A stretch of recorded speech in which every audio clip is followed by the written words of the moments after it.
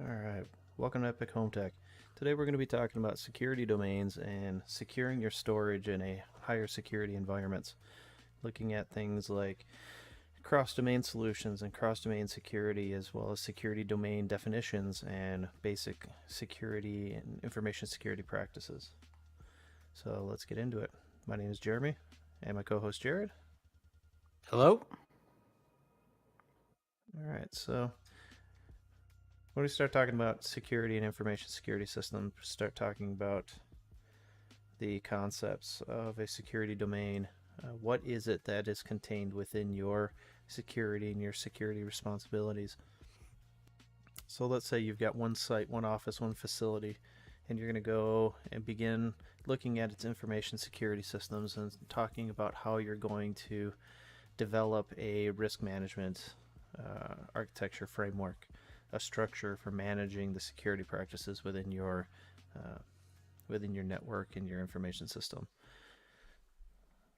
You create the concept of a security domain, what's contained within your security responsibilities and your security framework. So you start talking about your network and you start talking about all of the systems and things within it. So you've got some users inside your network and they're doing, user things, and you need to protect the things that they're doing and the data that's being produced or consumed within that environment. So you create your security domain, you make a arbitrary definition of what is contained within your system. So all of your users, and maybe you've got some storage and you've got some desktops. Let's see if we can find a desktop icon. Let's see. Office devices? Yeah, maybe you've got some mobile devices. Yeah, there you go. There we go. So you've got some mobile devices and you've got some laptops. So these are the things contained within your security domain. And we'll give this security domain a definition. We're going to call it something. So we're going to call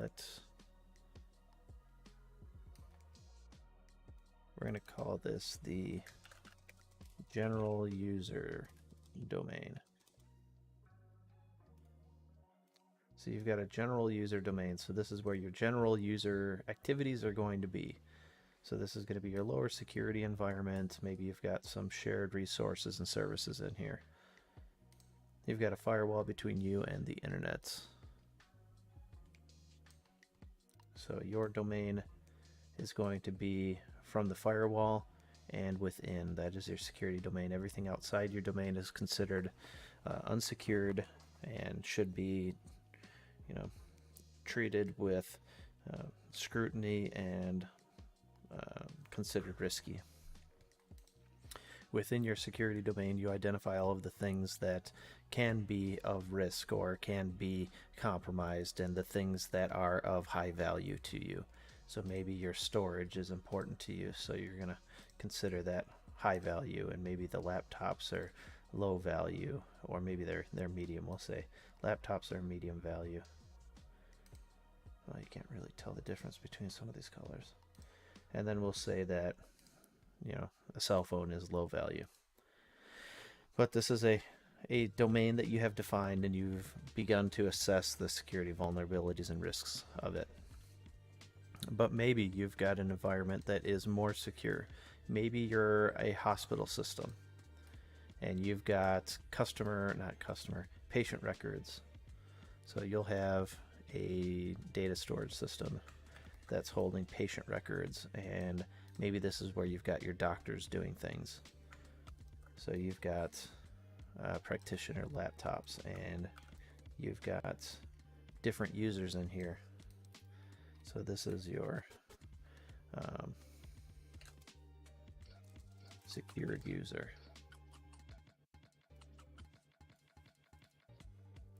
So within this domain, you've got other things that are very important, whereas this is pretty important. So we're going to call this a secured user domain. And your secured user domain is going to have its own firewall between the general users so that you can share resources and you can actually do some things that are consolidated. So maybe you've got, an Active Directory system out there, or maybe you've got two different systems and you've got them federated, so one can trust the other. Let's go check out servers. Let's see if we can find a nice little picture here. Databases. Yeah, we'll do that. Do this one here. So here's a directory server. So you've got a directory server and a special directory network in a LDAP domain. But maybe you've got another one out here for the other users. So you would have different users for each. Because, a hospital doesn't have only doctors in it, right? So you've got different groups of users. And you've got secured users, you've got less secured users. And maybe since this is a hospital, you've got a Wi-Fi. Maybe you've got another guest patient Wi-Fi. So we've identified multiple domains now, right? Patient user domain. And then you've got patients. And they'll have their cell phones. Whoop.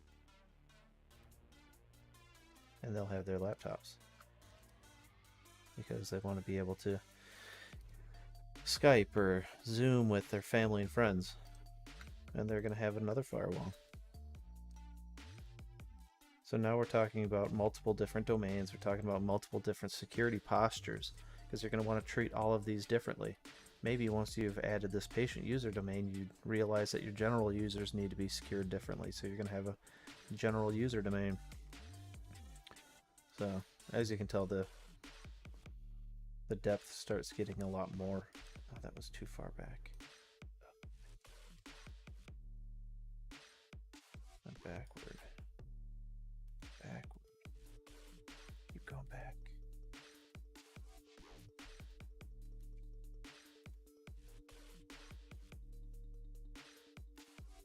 Alright. Let's just do it that way. So you created a general user domain.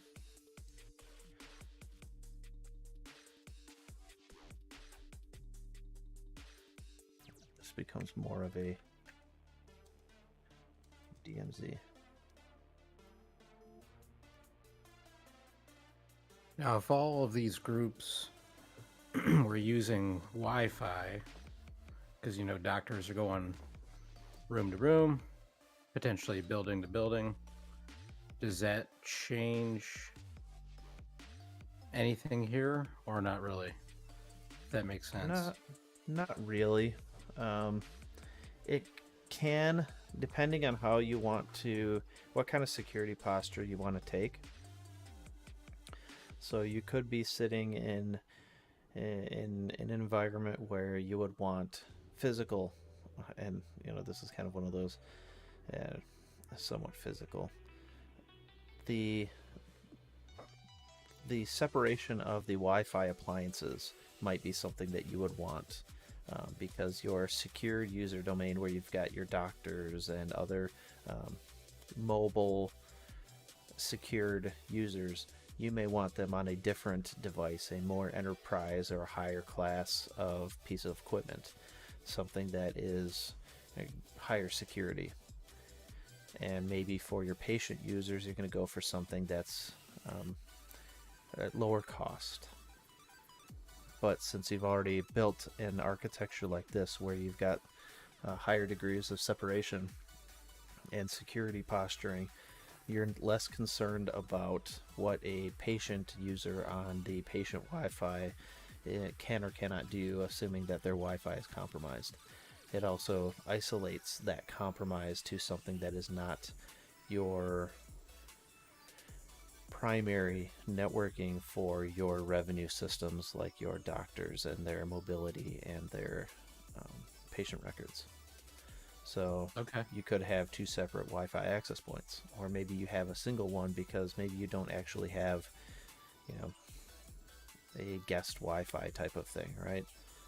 Maybe Sure. you have a Wi-Fi environment, but you don't supply something to untrusted users or less trusted users. So you're just going to go for a nice Aruba or a Cisco Wi-Fi access points, and invest in the higher enterprise class devices. But maybe in the hospital you go for those Cisco or Aruba devices, and then for the patient user kind of Wi-Fi, you just go with, a Ubiquiti or a Netgear or something that's more of that prosumer line, where the cost is significantly less and the feature set may not be as robust. Okay. So we've got our network and we've determined our security domains. So why would we build it like this? We would build it like this because we want to isolate certain things and then begin building an architecture that ensures that you know who's talking to who and you can contain that and manage it. So your patient user domain should never be speaking to your secured user domain or your general user domain. They should only be speaking to the internet. So now you can create simple firewall access rules that say no traffic from here can go here and be accepted. No traffic from here can go here and be accepted. It can only go from here to here and be accepted. Simplifies the communications channels, helps you visualize and understand. Right now we've got a diagram, and this diagram clearly can be used to clearly identify who talks to who.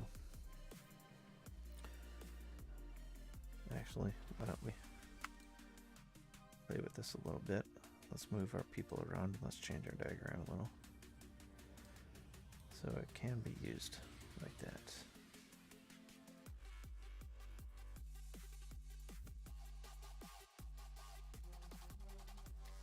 Because the majority of your network security is going to start at the network.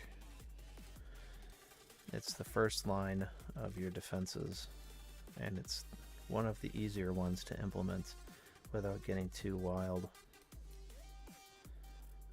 There's definitely a lot more that you can do once you start getting into different areas, but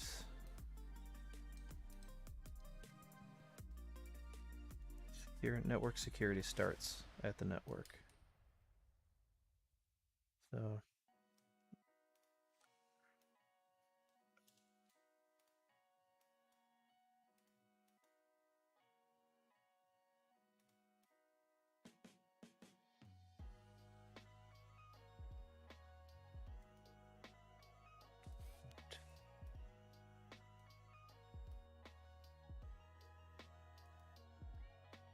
front.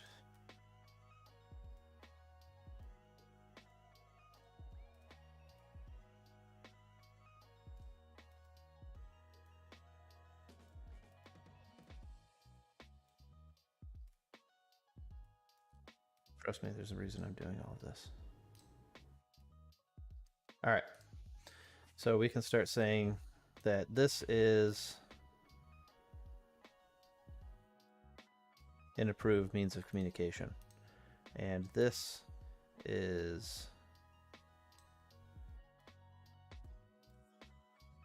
approved. And normally I wouldn't do the arrows, but I do want to have the arrows there because that will show directionality of initiation. When you start talking about zone-based firewalling, you start talking about firewalling in general, especially stateful firewalling, directionality is important. Who's initiating a conversation with whom?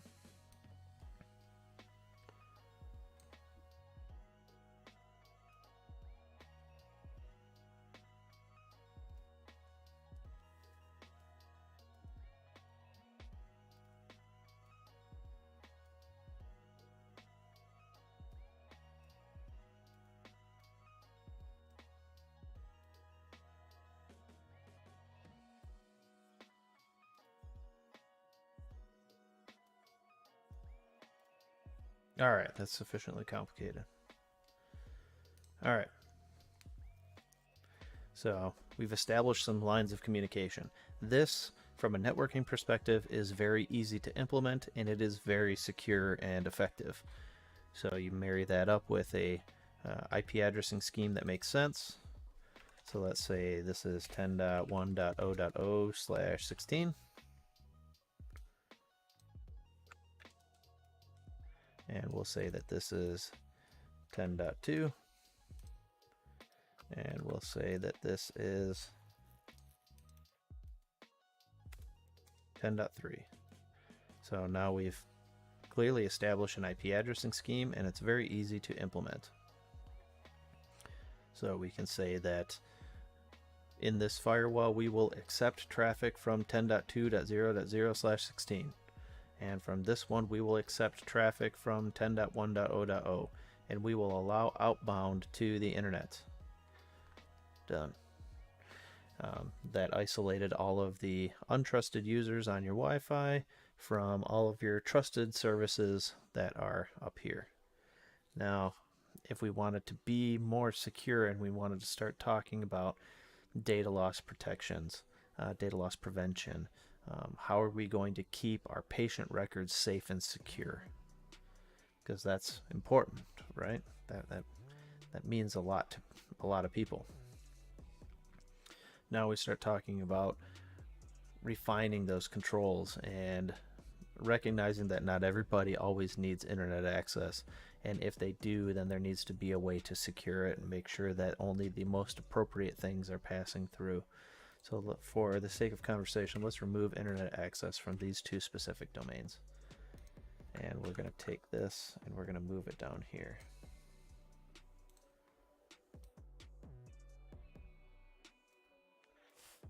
So now we're going to start talking about data loss prevention. In a world where ransomware is, a huge thing for every big industry, we need to consider how we're going to secure our data and how we're going to secure our systems from these types of vulnerabilities, attacks, and threat vectors. One of those ways is relatively easy, and that is don't give people internet access if they don't need it. If you're sitting here and you're the doctor working on your laptop and you're just raking over patient records, do you need internet access? Do you need to be able to Google the world and access your email? That's arguable. The most secure would be to say, no.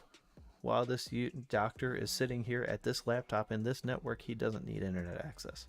If he needs internet access, he goes down here and he sits on one of these computers in this network and does his work there. Now we start talking about a lot of computers, but we're implementing a better security posture. And we're achieving a level of security that is more impervious to picking up ransomware or bringing in that type of threat vector. You're managing your risk.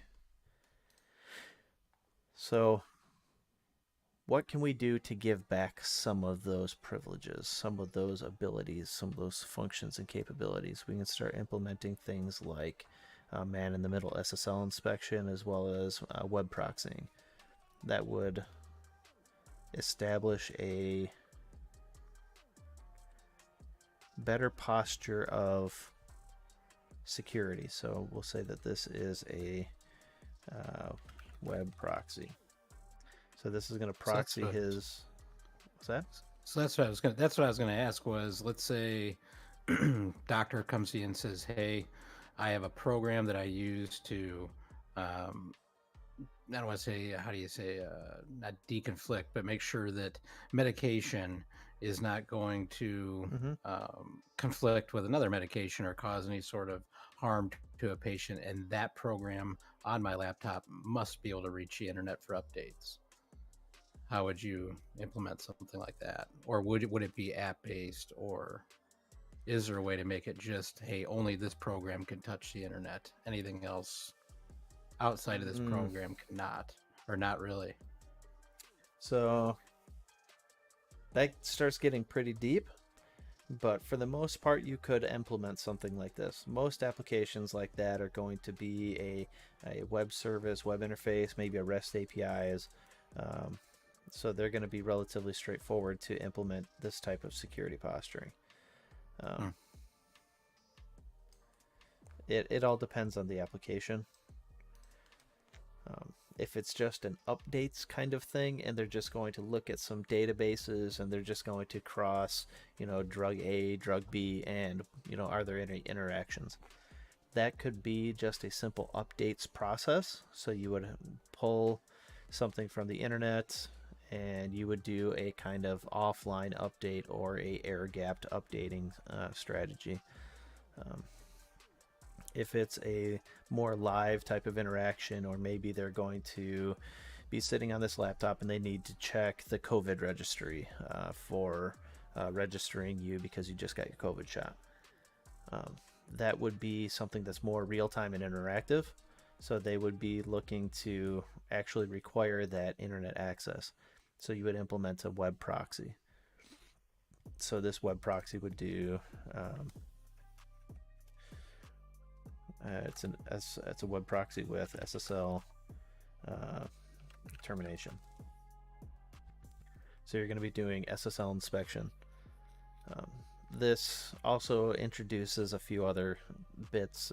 You start getting into legal concerns, and you have to get legal consultation involved, because now you can be getting into the middle of privacy conversations, privacy invasion, and other types of data collections that may impact the privacy of your users and patients and customers and other things. So definitely check with your particular countries or your particular policies and legal requirements where it comes to SSL inspection.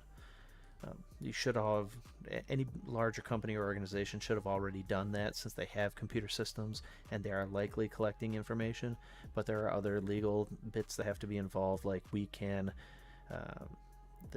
through a user access agreement, you would be enabling the ability to perform surveillance of a user's activities if you do suspect them of being involved in like an insider threat type of thing, where they may be collecting corporate intellectual property, or they may be selling credentials or other records, and you need to perform a more forensic analysis of the user's behaviors.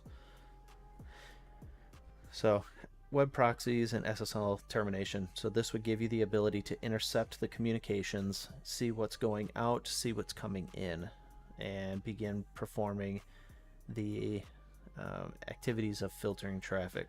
So to your question about being able to access these certain things, you can begin whitelisting or creating approved access lists for outgoing traffic and outgoing sessions and services. So you can say the COVID registry is an acceptable website, but Spotify is not, or Gmail is not, or Dropbox is not, Pastebin. These things are not acceptable services. You can even apply those permissions, policies, filters to specific groups or specific addresses. So we could say this user on this computer and this network can only access these certain things, but this user on this phone in this network can access different things. Make sense? Yes, sir. So it's a lot, and it starts to become very expensive, but it serves a very specific functions, and that's all data loss prevention. With the web proxy and SSL termination, you can also perform inline malware detection and other types of intercepting services.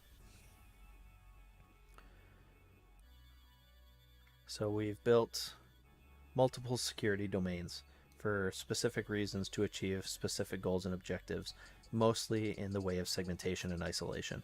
We don't want these users on this network that may have access to these things. We don't want these users to have access to all of these things for whatever reason that may be. Not everybody needs to have patient records. Not everybody needs to do the same things. So now we're looking at a scenario where we've got storage here and we've got storage here. So what do we do about consolidating this for things like long-term archiving? Because that's important, especially with patient records. You need to store patient records and you need to have them for an extended period of time. You need to store them safely and securely. How do we maintain that level of security, and how do we ensure that those records can be long-term available? How can we make sure that they're still safe and secure? So we start looking at things like, what do we do in this environment where somebody here needs to access something here but not everything? Or what if they have some things that they need to access but not all the things? So then we would start talking about more of the specific applications and their access controls, and how are they being secured, how are the user permissions being enabled, and any sort of transitive permissions established. So for the sake One question I have, Jeremy, would be, what about the doctor that, takes his laptop home because he's going to do teledoc appointments, but needs potential access to records while at home? How would that change? That is an excellent question. So that starts getting into a few other things. The common answer for that, or at least the big buzzword answer for that, is what they're coining zero trust security models and other types of remote access capabilities. I lean more towards a VDI solution, and you can still do zero trust access for a VDI solution, but I believe that a VDI environment would be the most secure option for a scenario like that. It keeps control within your domain. So you're looking at our networks and you're looking at all of this, and we've been talking about security domains. If the machine that's running all of the user workload is within your environment, everything is within your domain. So here we would have VDI environment. Let's see if we can find.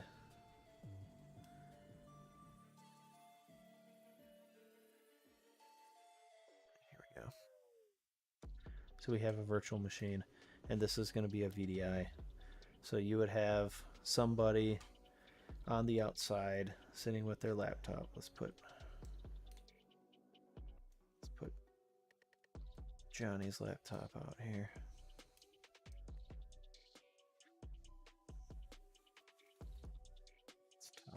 Let's go.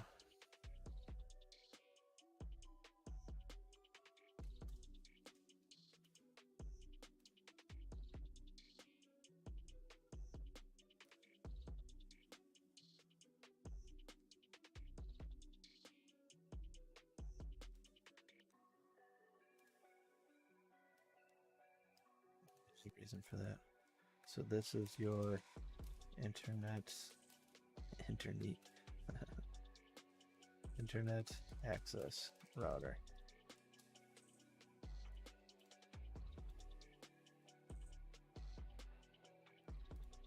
I changed my text,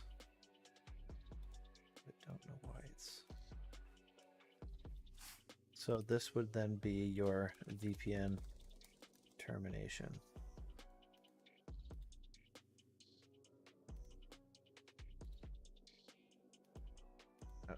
They're already selected.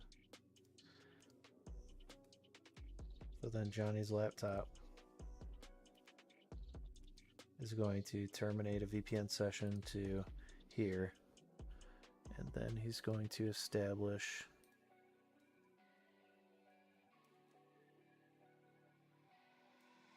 a VDI session.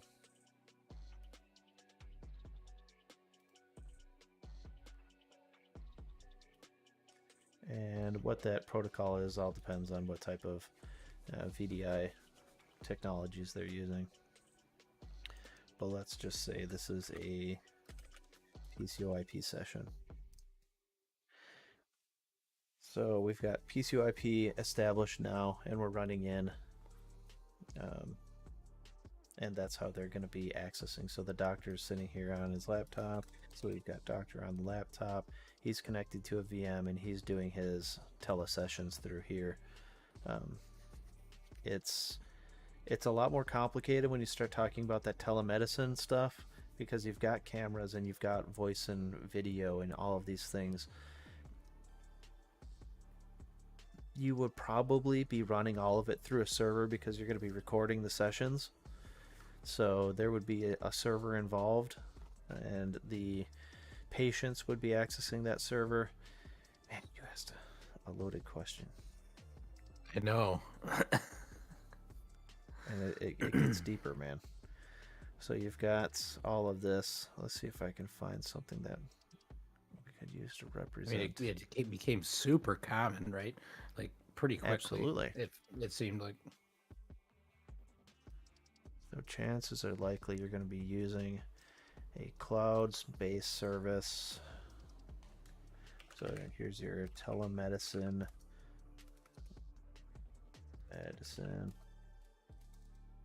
Service.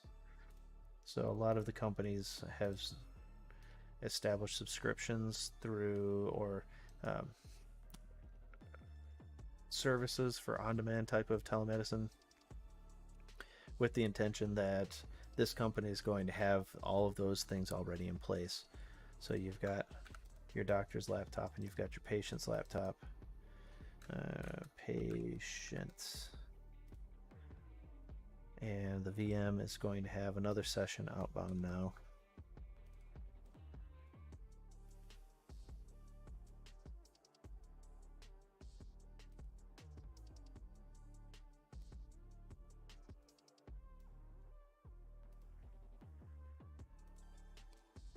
And this is your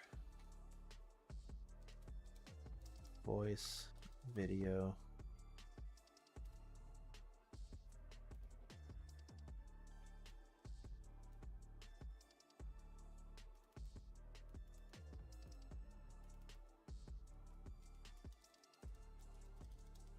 Voice and video.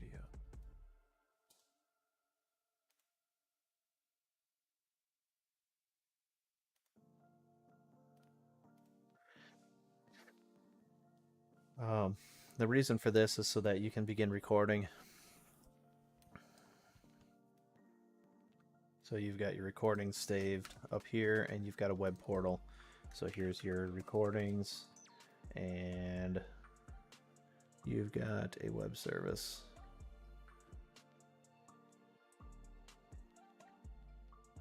I don't know what I use for a web service. I will do this.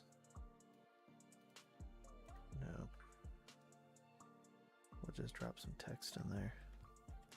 So you've got your web service up there, the web portal, so that's handling all of your authentication for your patients. So web service, authentication, notifications.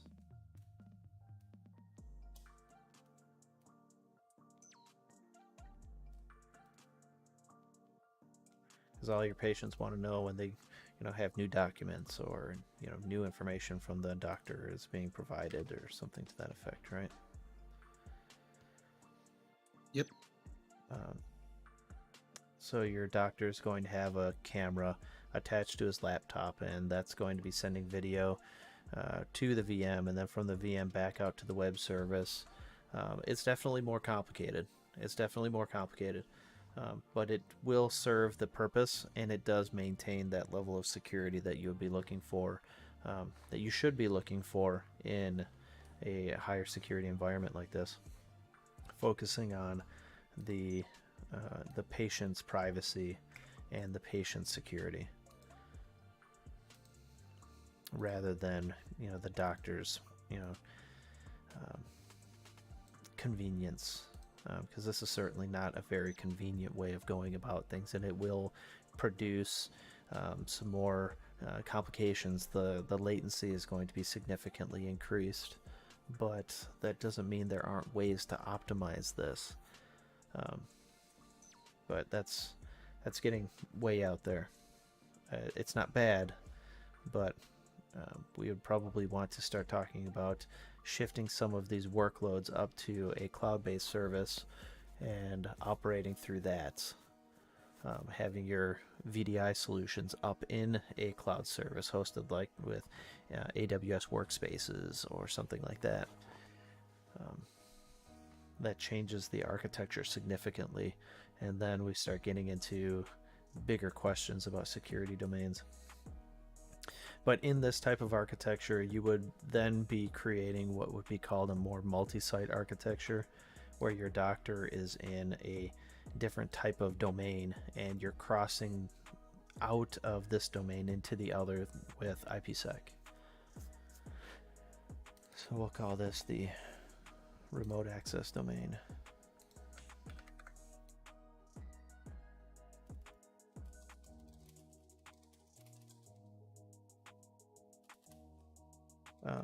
It could also be considered an extension of the other domains, but we'll just leave this the way it is. As a remote access domain, it keeps some of these lines a little bit more clear. Since he is using a VDI in this particular scenario, the VDI is contained within the secured user domain. He and his laptop reside in the remote access domain, and through this connectivity of IPsec, he is now securely accessing the VDI where he is performing his workloads and activities.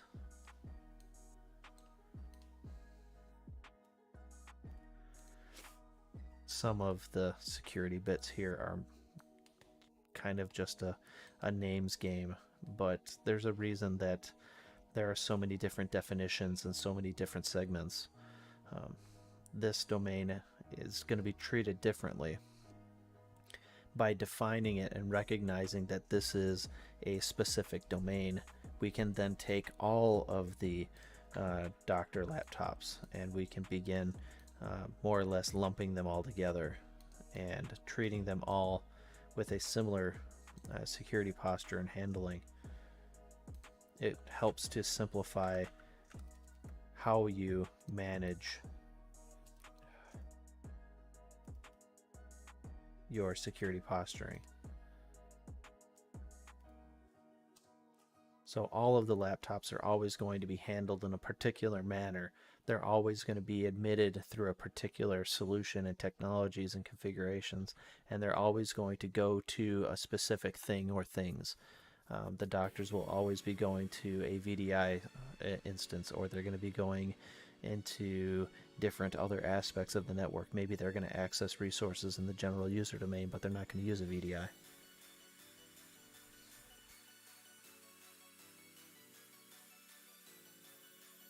And you pushed me way off track. Sorry about that. It's good stuff, though. Good question. All right, so we start talking about consolidation, and we start talking about shared resources and other types of optimizations for your network. How are you going to protect against certain things? What are you going to do to ensure that the risk is kept as minimal as possible? A lot of that is through good security practices, like having antivirus on your machines and servers, having web proxies and with SSL inspection and termination, being able to identify the threats before they become established, recognize potential threats as they are beginning to emerge. But you also have scenarios where you have a lot of things that need to just be stored, archived, held in a colder storage type of scenario. So we start talking about bigger storage solutions that need to be protected, because this is more of a long-term, more archival type of scenario. Or maybe you've got different retention requirements where, let's say, the doctor's user data or the doctor's patient information that he is generating today should only be kept within the secured user domain for 24 hours. So this is only a 24-hour storage. and within that 24 hours it needs to be moved. The intention being that if something happens, maybe ransomware hits, or a type of denial of service type of thing, where instead of deleting instead of encrypting or exfiltrating data, they're just going to go through and delete. The intention is to cause destruction rather than a revenue generating service, or maybe it's a overtime type of thing, or maybe it's a ransomware without exfiltration. Then you find yourself in a scenario where you may be able to accept a loss of 24 hours worth of patient records, or maybe this is a shorter record limit. Maybe this is only a 1 hour, and then everything is synchronized up to here, where let's say this is a 10-year retention. Let's actually give this a name. Let's call this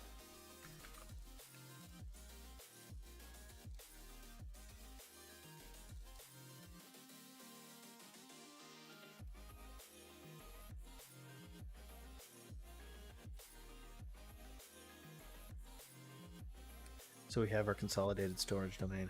So this is where our data is going to go and reside for extended and long-term use. Long-term storage, sorry. Let's give me blue. So there are always going to be certain functions that will always have to be within a network, and one of those is a directory servers. So that's where you're going to have all of your identity and access management. Usually you'll have a scenario where some users are going to be more available or less available, and maybe within this consolidated storage domain you're going to have specific administrative users that will be the only ones that are actually going to be contained within this directory server. The rest would be permitting users from this server to access resources here through this server. That's referred to as a trust relationship. So this server trusts this server, and this storage trusts this server. So through this server and its trust of this one, you now have a transitive access policy where user in here can be given access through this server to this storage.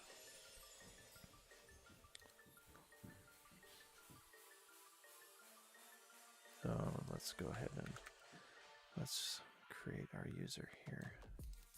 He is going to be administrative user. So he's going to be the only user within this domain, and that's for a very specific reason, and that's because you don't have users that operate within this environment. So you would have a system and administrative operations server.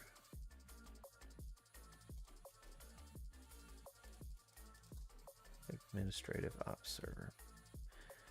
So when the admin needs to come in and do something with the storage, he has to get up, or he has to have another workstation at his desk that is specifically tied into this network for the intent and purpose of administering this system.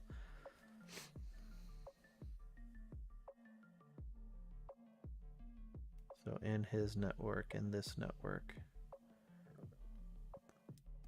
we're going to have a scenario where this person is going to be the only one who has access, and then the only ones that can access it are from this secured user domain. And we're going to change the directionality. None.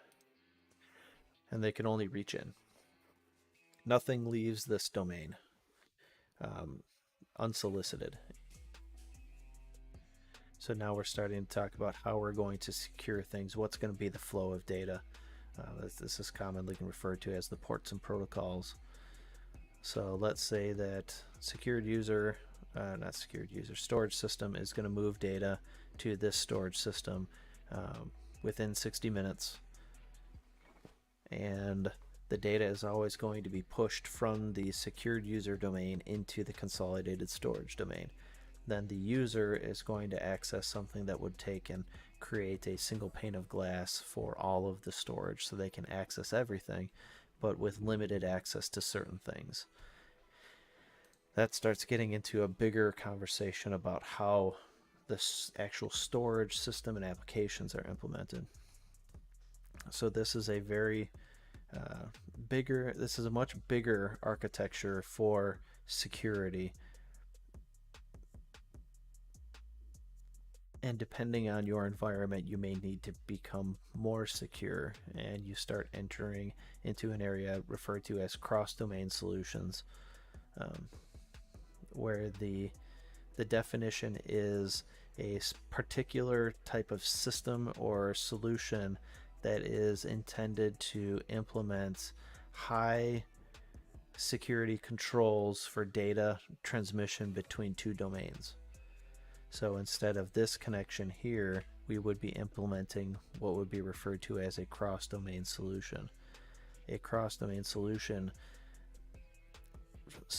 very explicitly defines the protocols as well as the means and mechanisms by which data is moved in and out of a system. So let's say it's this particular system is going to be a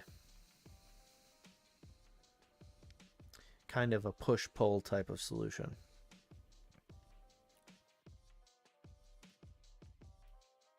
So you would establish a domain. So here is your secured domain.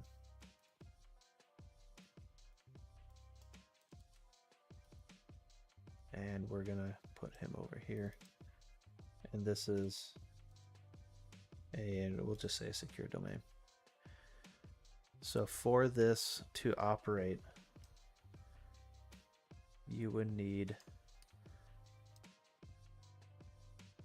a few things. What you'll typically have is something that would be referred to as a landing zone.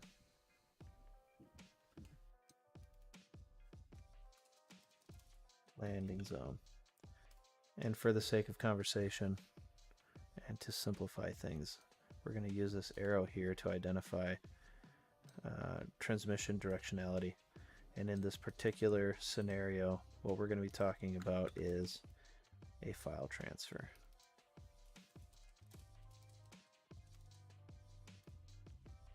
So in the secure domain, we have our landing zone. We have a system that has data, and we're going to transmit it.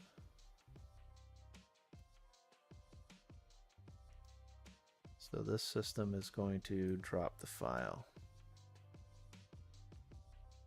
Did I see a file? We'll use this. So here again is where directionality is going to matter. It's going to be significant. So our file is going to be transferred from the system, and it's going to be dropped into the landing zone.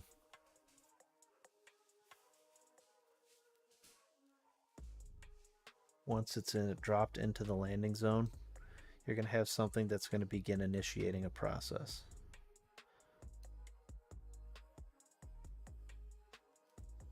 So for this one, we're going to say it's what's referred to as an inode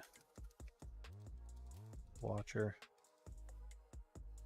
So it's going to be watching for, sorry, not inode, inotify. And inotify watcher. So he's going to be watching for files that get dropped. It's going to be file accesses, file writes, file closes. This inotify watcher is going to see a new file dropped. Once it sees the new file dropped, an event is going to be triggered.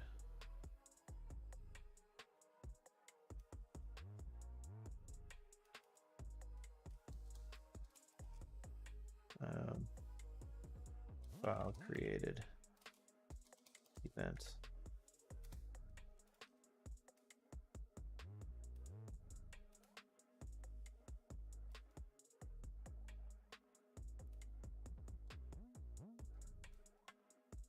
What the heck?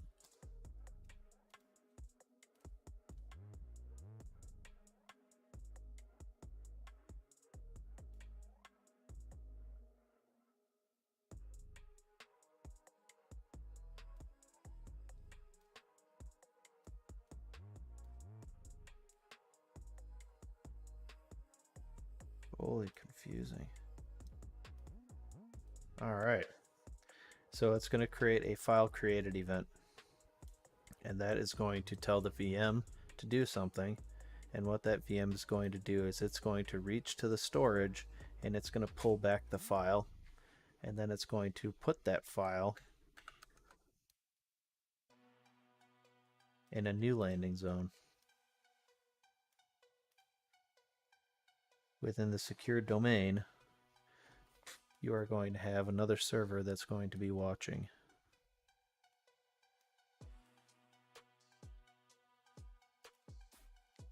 He is going to be sitting here watching for this file, and then he's going to be pulling it back.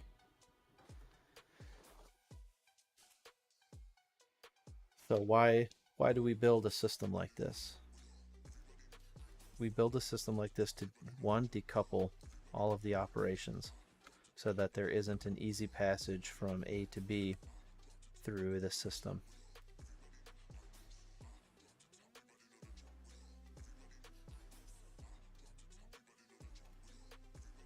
The reason for that is because you don't want something to be easily transiting everything. Also, there's a bit of a control thing going on. So you're sending a file and you want it to land here. He is receiving a file, but he wants to make sure that he is the one getting the file. He doesn't want files pushed to him, and files should not be going in the opposite direction in this particular scenario. So he does not have the ability to drop something into the landing zone that then moves this way. It's only going in this direction. The file transfer is going from right to left. So he drops a file here in the landing zone. A trusted watcher in the middle watches for it and then places it into the new landing zone. This server, trusting this landing zone and this watcher, then brings the file in. You can also begin adding rules. So in the scenario of this storage system, we would probably want to talk about adding a rule like is file signed? So is the file being transferred? Is it a signed file? So you can then verify the origination. Who's actually sending the file? This also begins creating a chain of origination, so you know where the data originally came from, so you can then begin applying controls as to where it ends up going. So is the file signed?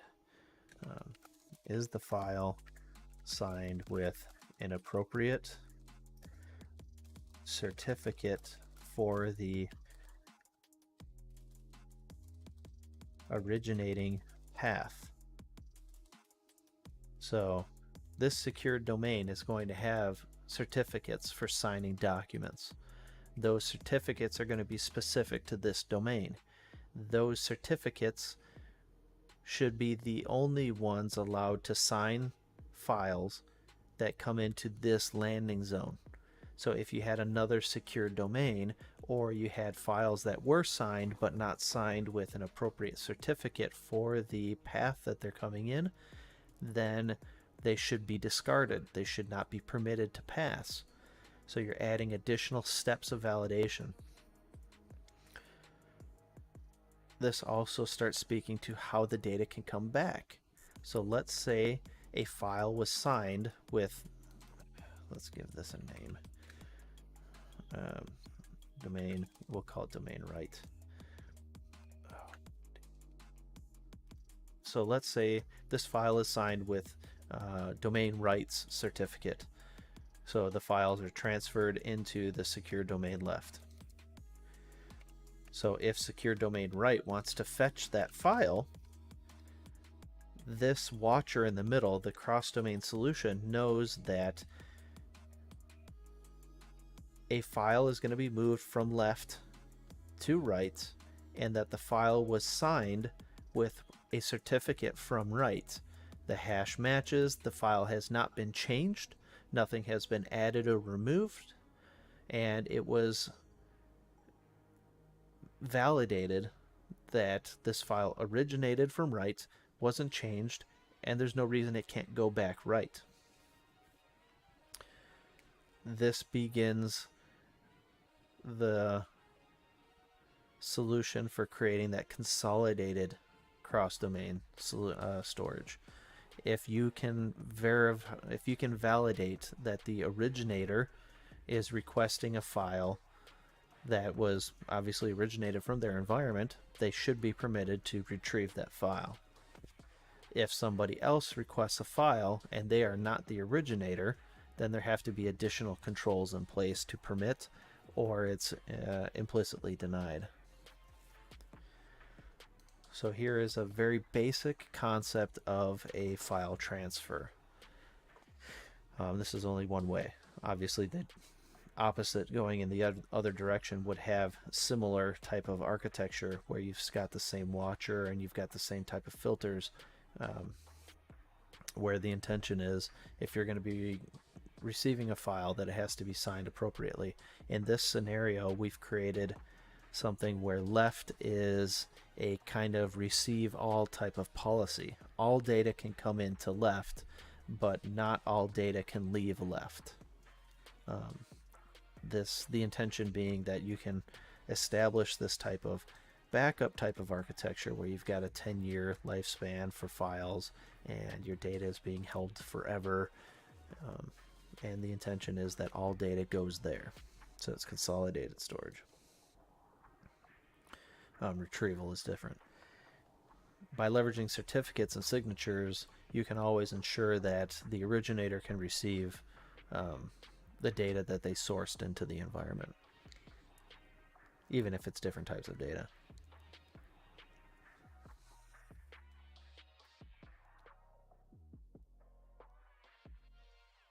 Oh, we kind of went all over the place, didn't we? Mm-hmm. So, cross-domain.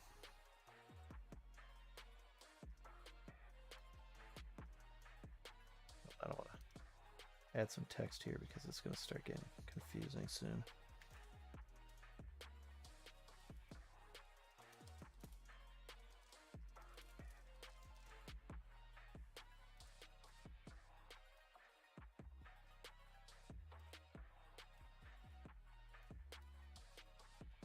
Now there are some commercial off-the-shelf type of solutions. There's a company called ForcePoint that makes a hardened cross-domain solution that's, sponsored and supported by the U.S. government.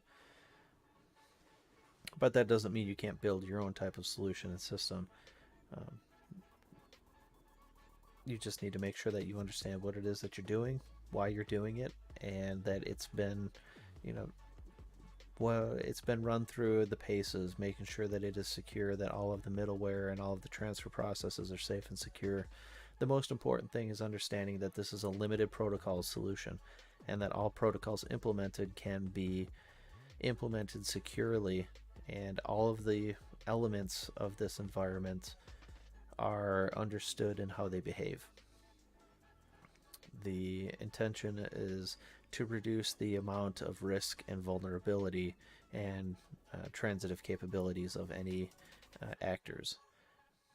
This environment has very limited capabilities and capacities for types of vulnerabilities. If this is only SCP transfer in and you've got this in a change root jail, they can only do so much if they can even get a shell. Once they are able to even drop something, there isn't anywhere in here that's performing any significant operations on the data, so it's not like anything has the potential of being executed. So the the entire system starts finding itself to become a lot more secure. Without the ability to SSH through here, you can't begin building any additional paths. There's no simple routing, so even a C2 channel, a command and control channel, can't be established if something could be compromised in here. All of this breaks that line of communication, making it more difficult. What you might also consider is leveraging different platforms and systems. Maybe you've got Ubuntu on this side and you've got Red Hat here, or maybe you've got Ubuntu on both sides and you've got Red Hat in the middle.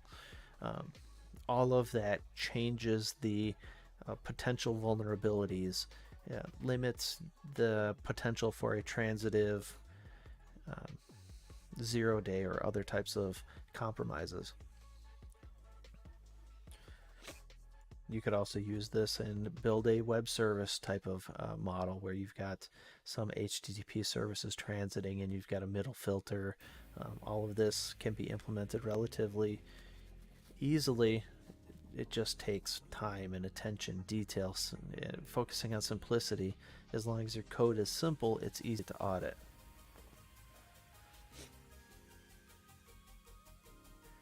So if we were to look at a bigger consolidated storage solution, we would be leveraging certificates, making sure that we can understand origin, understanding different paths.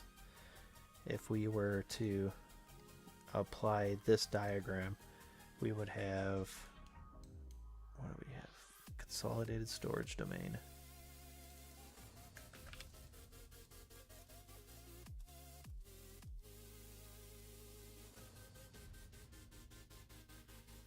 And secured user domain.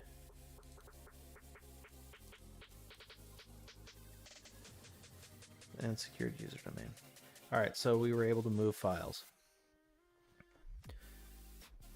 In this environment, things are a lot more complicated because how are we going to access the data? Because maybe it still has relevancy. It's not just a write once, read never, and hold on to the records forever.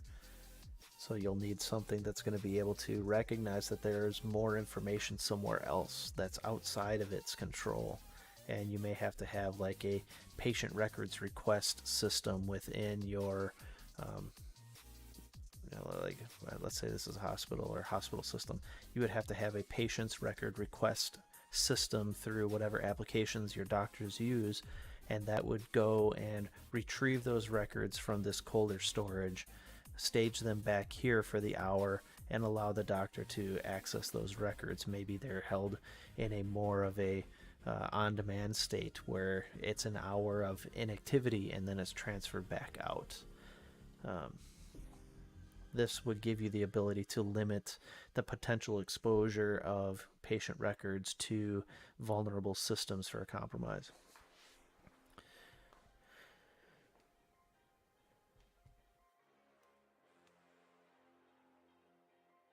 Being able to implement this is obviously something that's not commonplace.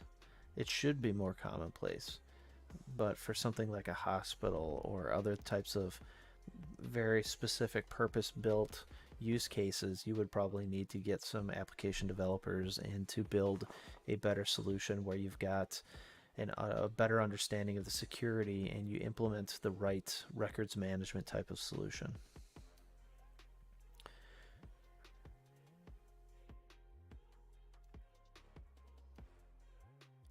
So that's the gist of security domains, cross-domains, solutions, file transfers, and data transfer. This is obviously a very high security type of environment where you're intending your data to be of that highest security, making sure that you are protecting as much as possible. Something like this could have protected NVIDIA from the Lapsus compromise, or it could have protected other school systems from ransomware compromises, where their data would have been protected on site at a lower cost, but still protected from that type of compromise where the school can't afford to spend the money to get those records back, or it's easier to just shutter up the company, fold, and move on to the next business venture, which is unfortunate, but very robust. It's yes, staggering to look at almost. it is robust. But the unfortunate thing is that, to a degree, some of this might be very necessary for certain, Sure. industries. If they're at, that type of size, let's say it's a large medical clinic organization, so they have multiple different facilities, multiple different hospitals, where they can justify this level of expenditure because they have, hundreds of thousands of patients and hundreds of thousands of patient records, and they're moving lots and lots of information, and they're also moving lots and lots of money in and out of their medical system. These are important records to keep and keep secure, especially patient records. Mm-hmm. They can afford to spring for this level of security, and they should spring for this level of security because it is more important to them to secure these records, especially since, you go in once every 6 months, once a year, maybe once every couple of years. Your records don't need to be always available to every doctor all the time. They may only have 2 or 3,000 of their 300,000 patients that are active right now that need records. Once you go and get your prostate exam and you're done for the year, they don't need to have those records readily available after the visit. They would only need those records when you call and say, hey, I need to make an appointment, or hey, I've got, a need for a consult, or you're actually there at your appointment and the doctor wants to look at your records. These are the times when the doctor needs those things. And they already know when you're going to come in, so they can get those records already requested and made available for the day. And all of the records have been managed then at that point. They're protected better from things like ransomware or other types of malicious behaviors. But everything is still available. Yeah. I tried digging around and trying to find some sort of off-the-shelf type of better solutions, and there are some, but they're limited. If you were going to be a medical system, you would probably have a specialized tool or application already available, or a way to make these things available. If you were a larger company like NVIDIA, you could implement these things, or like Intel or AMD, where they've got very expensive proprietary data, or maybe you're a government contractor. This is one of those ways that you could secure that data, making sure that your information is safe and secure. Another thing to consider is the encryption aspects of this. So with this type of domain, this type of cross-domain solution, you could be implementing encryption. So you want to transfer these files, but you want them to be stored in an encrypted manner, or you want to make sure that they're already encrypted so that there isn't a transitive risk here with anybody else who would be pulling files out of here. You should always secure everything before it leaves your domain boundaries. So if we looked at something like this, where you've got the doctor and you've got their VPN termination, the VPN came from the doctor's laptop to the VPN termination. You have secured that pathway, so the data that you transfer from the doctor's laptop into your DMZ domain to your secured user domain has already been secured before it left the boundaries. It was secured before it left here. It was secured before it left here. You've got an SSL session here, so everything is further secured and encrypted. If you're going to be transferring files from the secured user domain, you would encrypt it prior to putting it into the landing zone. Once it hits the landing zone, it's going to be moved. You still hold the keys within your domain. Everything was safe and secured before it left your domain. You haven't entrusted anybody else with your security.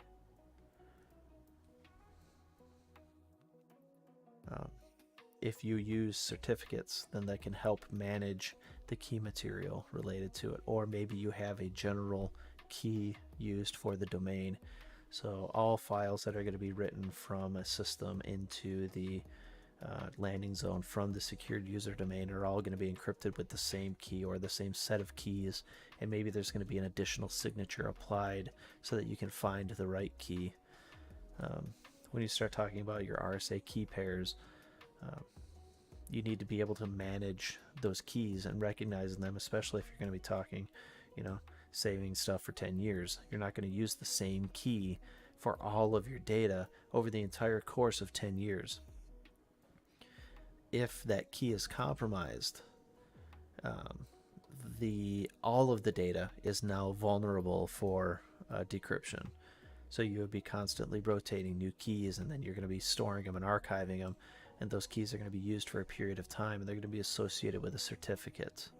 So you can get the right key to decrypt the data based on the certificate that was used to sign the file.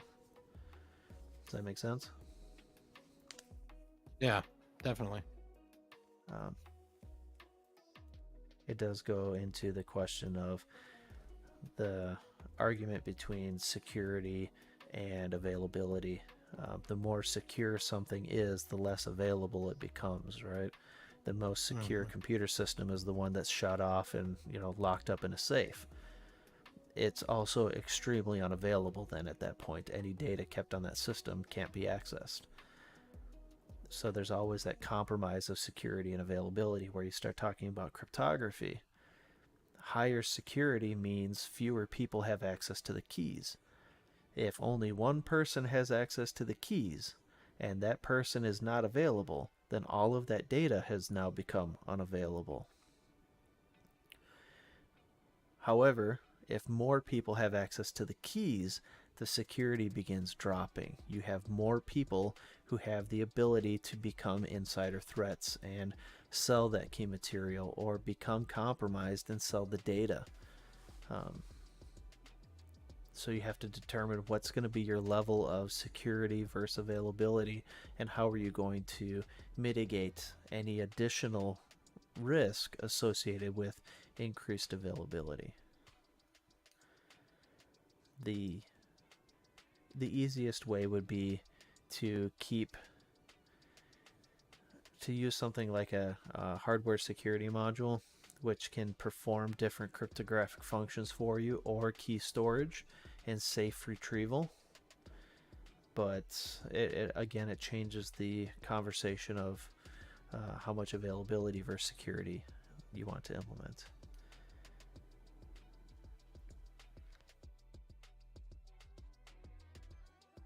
So that's security domains and a brief discussion on cross-domain solutions, as well as Jared's interjection about remote access and telemedicine. There are a lot of ways to do remote access. There are so many different ways to do remote access, which is also why the remote access conversation where security is involved, it becomes very complicated. So I won't go into all of the many options. However, I can say that IPsec and SSL, more specifically mutual TLS, are the most common types of tunneling and cryptography type of options. They are well known, well understood, which is also very important, and they're very mature. Both of them have been around for a very long time. They may not be the most high performance. WireGuard is a much higher performance solution than IPsec, and it's also a lot more reliable and stable. However, it doesn't have the maturity of IPsec, so it's still in a very uncertain state as to where it fits within the security environment. There's a very there are a lot of different camps on where some of these newer solutions are in the spectrum of security. So I personally lean more toward the mature options. Zero trust architectures are good. However, it becomes a much bigger conversation about enterprise security rather than just a couple of systems security. The entire zero trust architecture can get very big depending on how you're defining it. And it can become a lot more than you may need depending on your architecture. If you're going for something more like a VDI solution, that zero trust architecture is a little bit different, because you don't need to concern yourself so much with the end user device as much as how you're securing the channel to and from the virtual system within your domain. But the conversation of zero trust and remote access is a big one, and there's lots of different ways to tackle that. So the most important thing in all of it is understanding what you have, what you're doing with it, and how you're securing it, and whether or not you're securing it consistently. An inconsistent configuration or a inconsistent configuration element somewhere within your network could be the attack vector someone uses. Knowing that all things are the way they should be is step one to being secure, because then you understand what may or may not be vulnerable when operating under the assumption that they are what you expect them to be. So, in your ventures in information security, make sure you ask the questions, find the answers, recognize what is and is not useful, and what you can and cannot do. Risk management is all about managing risk, not entirely about avoidance. In some cases, the risk can't be avoided and it can only be documented. But if you're going to document something, make sure you know what that says and know how to find it, how to use it. There's no point in writing documentation that nobody can use. So go forth and be merry. This concludes our video, and I hope that you enjoyed it. There is a lot of great information in information system security. Good luck in your ventures through it. In future whiteboard sessions, we might dive deeper into a consolidated cross-domain storage solution. It's one of the things that I've been noodling for quite a long time, and I would like to try to flesh it out a little bit more at some point. But there you go. Thank you for watching. Perfect. Take care.